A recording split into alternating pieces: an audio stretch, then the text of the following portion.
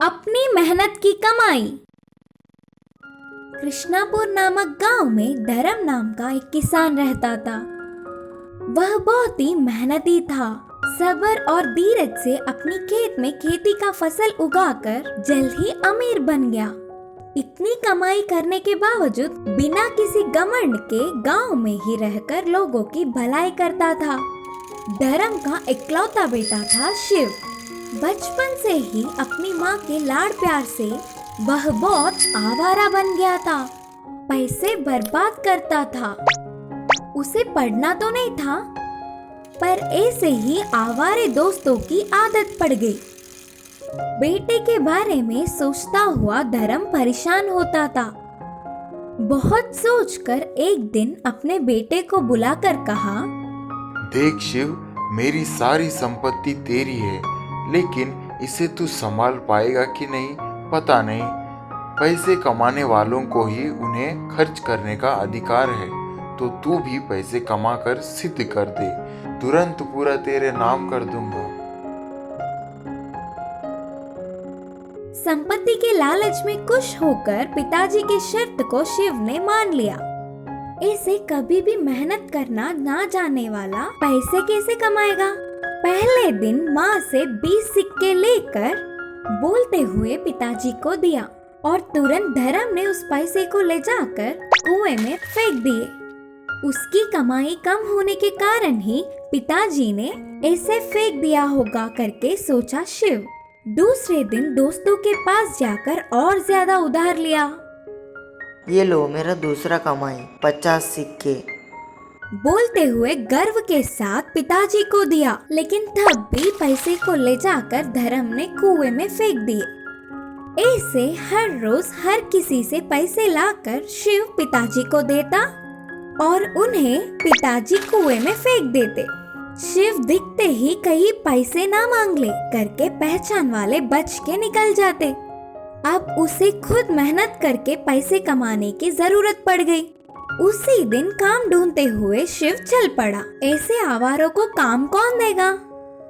कोई काम नहीं मिला तो आखिर में बहुत ही विनती करके एक मिल में भार उठाने वाले कूली की तरह पूरा दिन मेहनत करने पर भी उसे बस 5 सिक्के मिले, पर फिर भी उन्हें बहुत ही खुशी से ले जाकर पिताजी को दिया और तुरंत धर्म उन पैसों को लेकर कुएं में फेंकने जा रहा था, तो शिव ने रोककर कहा, ये क्या पिताजी, मैं बहुत मेहनत करके भार उठाकर कमाए हुए मेरे मेहनत के कमाए ऐसे कुएं में क्यों फेंक रहे हो। उसके लिए पिताजी बहुत खुश हुए और कहा, इस समय के लिए ही तो मैं देख रहा था।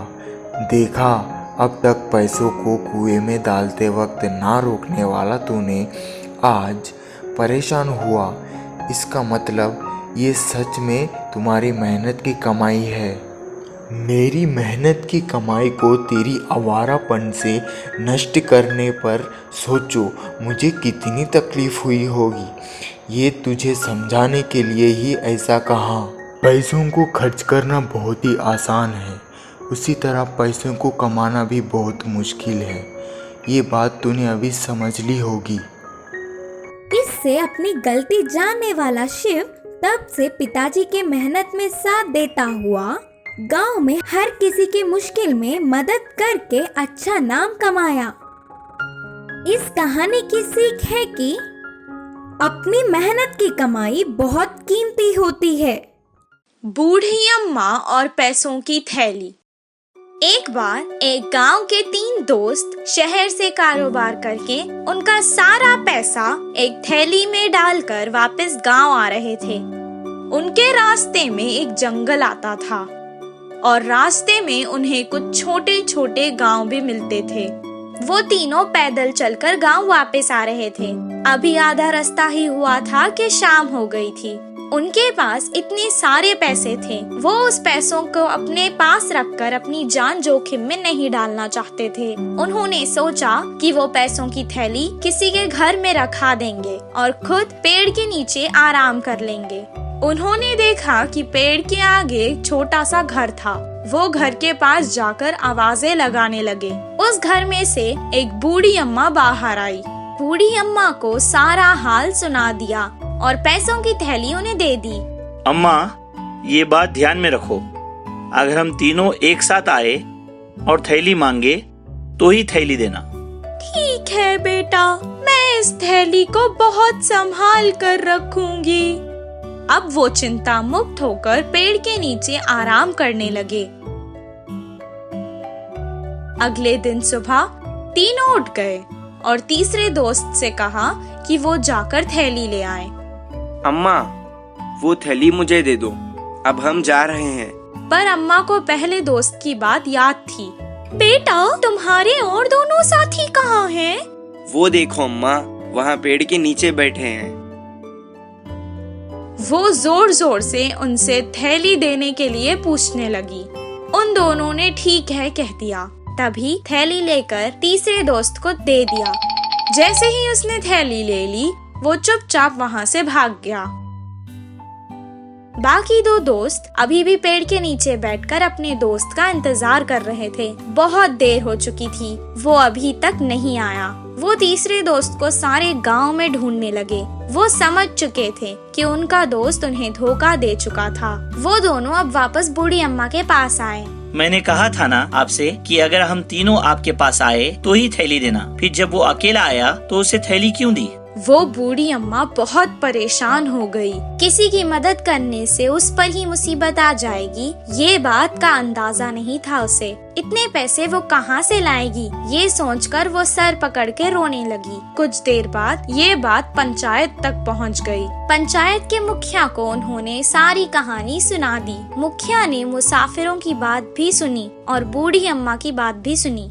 इनकी शर्त थी ना कि जब ये तीनों साथ हो तभी थैली देना। हाँ, अब इनकी गलती है, इन्हें हमें पैसे वापस देने होंगे। अब तुम दोनों ही थैली मांगने आए हो। अगर तुम्हें थैली और पैसे चाहिए तो तीसरे दोस्त को भी लाओ, तभी ये बूढ़ी अम्मा तुम्हें पैसे देगी। मुखिया ने अपना फैसला सुनाया। उन तीनों की मक्कारी मुखिया के निर्णय के सामने नहीं टिक सकी और वो दोनों चुपचाप वहाँ से वापस चले गए। इस मुश्किल से बाहर आने के बाद बूढ़ी अम्मा खुश हो गई। इस कहानी से हमें ये शिक्षा मिलती है कि अनजान लोगों की मदद सोच समझकर करना चाहिए। मशहूर चोर। एक गांव में सोमू और रामू नाम के दो बहुत मशहूर चोर रहा करते थे। अपने अपने इलाके में वो दोनों बहुत मशहूर थे, पर एक दूसरे को नहीं जानते थे। एक दिन अचानक दोनों एक ही घर में चोरी करते हुए एक दूसरे से मिले। दोनों ने कुछ देर अपने बारे में बातें की। फिर रामू ने कहा, सोमू, तुम्हें कल मेरे घर खाने पे आना होगा।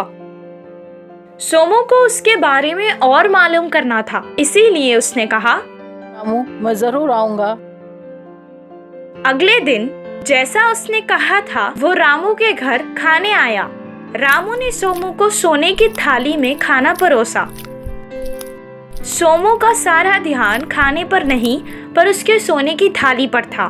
किसी भी हाल में वो इस थाली को चुरा लेना चाहता था। रामू को उसके बर्ताव से पता चल गया था कि वो उसके सोने की थाली को चुराना चाहता है। उसने एक उपाय सोचा। उसने एक जाली में थाली को रखकर उसे पानी से ऊपर तक पूरा भर दिया और उसके नीचे ही सो गया। रामू को भी पलंग डालकर कमरे के दूसरी ओर सोने लगा दिया। देर रात को जब रामू सो गया था तो सोमू उठा और बाहर से राख के कुछ गोले लेकर आया और एक एक करके सारे गोले उस थाली में डाल दिए। वो धीरे से थाली को लेकर वहाँ से तालाब को आया। जहाँ तक पैर डूब रहे हो वहाँ थाली को छुपाकर एक लकड़ी निशानी की तरह लगाकर वो वापस घर आ गया।